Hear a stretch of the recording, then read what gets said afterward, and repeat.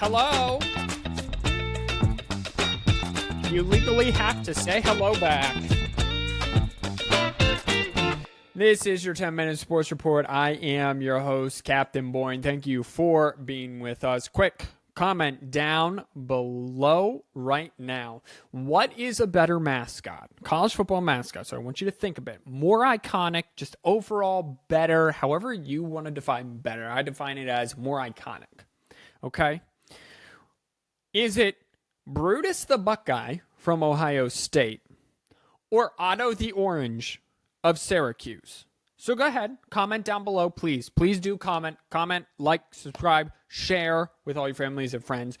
If you don't know what I'm talking about, go follow us on Instagram at 4th and 1 Podcast. Watch that video because I thought I was pretty funny in it. Got my wife to laugh at least.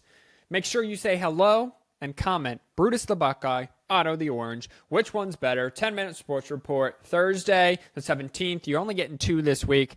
It is what it is. Get over it. Move on. Here we go.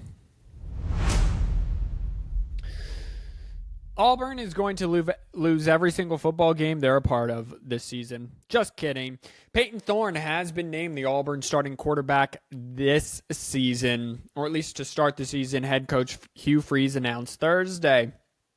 Thorne is a transfer from Michigan State. He beat out Robbie Ashford and will start the season for the Tigers September 2nd at UMass. Peyton Thorne had a great first season under Mel Tucker, then a terrible second season, and then not really much changed, and so he transferred to Auburn. Hugh Freeze is more of a quarterback coach, so expect him at least to play a little bit better, at least to start the season. However, my hopes for Auburn aren't all that high. The NBA has announced its tip-off games, and it will be the defending champion Denver Nuggets to take on the Los Angeles Lakers to start this season. That game will be followed by the Phoenix Suns, Bradley Beal, Kevin Durant, and Devin Booker, taking on the Golden State Warriors and Chris Paul. Both Bradley Beal and Chris Paul moved to new teams. Paul moved from the Suns to the Warriors through the Wizards, and then Beal moved through the Wizards to the Suns. So games will begin on October 25th as well.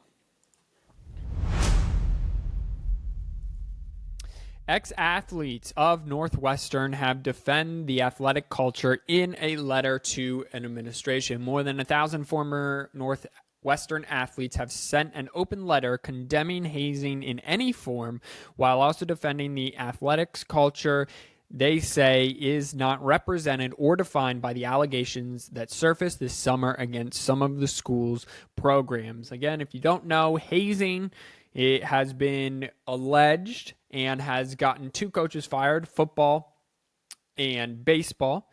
Softball and volleyball have also been accused that hazing has been running rampant in those programs. So please take it for what you will. However, over 1,000 athletes have come out against it in general. Lower salary teams in baseball. One of the best teams in baseball, the Baltimore Orioles, are on a 2-game losing streak. They lost to the Padres 10-3 and then 5-2 most recently. They have not been swept. They have not been swept in over a year.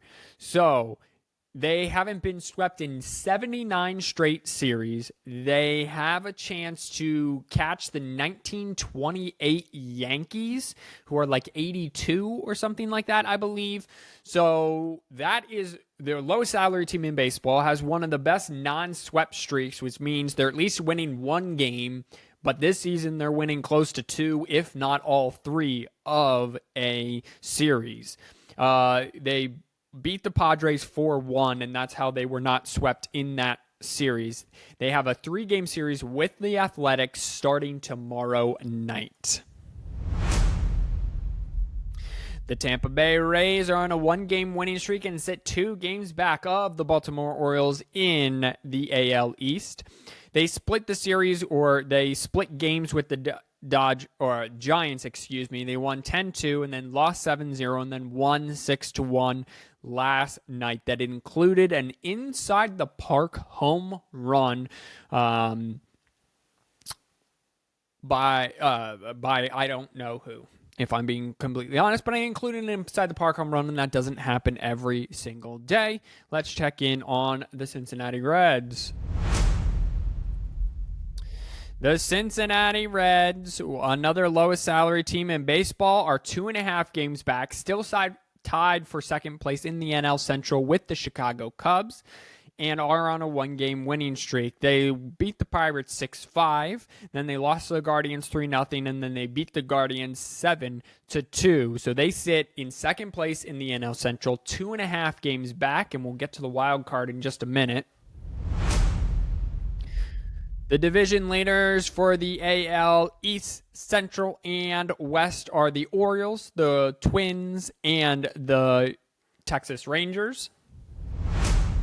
In the East, Central, and West for the NL are the Atlanta Braves, a whopping 12.5 games ahead of the Philadelphia Phillies. The Milwaukee Brewers, who are 2.5 games ahead of both the Cubs and the Reds. And then the hottest team in baseball is one of the highest salary teams in baseball, the Los Angeles Dodgers. They are now 10 games ahead of the San Francisco Giants in the NL West. They are 10-0 in their last 10. They've caught fire at just the right time. Remember, it was about 6 weeks ago that the Dodgers were in second and third place in the NL West. So they've really turned it on down the stretch.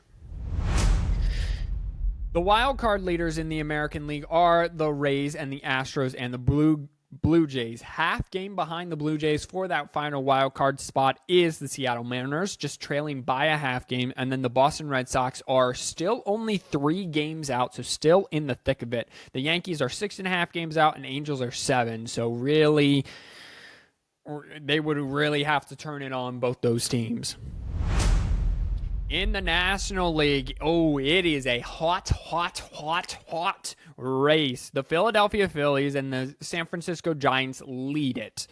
Then tied for that third wild card spot are the Chicago Cubs, the Miami Marlins, and the Cincinnati Reds. Not to mention, only a half game behind all 3 of those teams are the Arizona Diamondbacks. So the NL wildcard is just so fire right now. I can't wait to see how it plays out down the stretch. I haven't really followed baseball this closely in over a decade, probably closer to 15 years. I'm 29 now, 15 would be 14, and that's just about the time frame where I stopped following baseball heavily and started following college football. So now I'm going to do both down the stretch. I'm going to try to stay sane as well, so we're going to have to see how that goes. This has been another beautiful, horrible, terrible rendition of the 10-Minute Sports Report. Thank you, everyone, for tuning in. Don't forget to like, subscribe, and share. Comment down below. Brutus the Buckeye, Otto the Orange. Say hi, say hello. You legally have to say hello back.